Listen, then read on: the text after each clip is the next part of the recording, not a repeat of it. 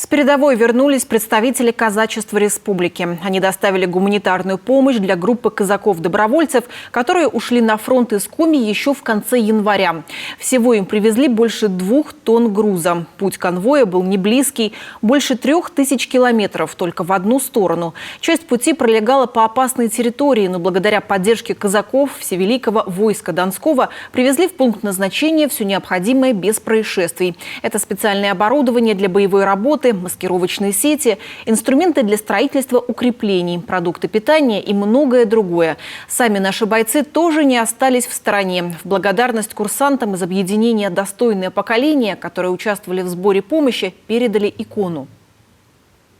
От нашего полка образ, икону Спаса, чтобы он охранял вас при всех ваших началах, при всех ваших делах.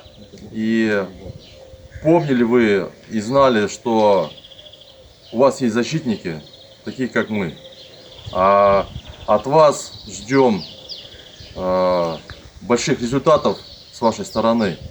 Ну и приезжайте к нам в гости, накормим, напоим, обучим то же самое. Люба. Люба. Люба.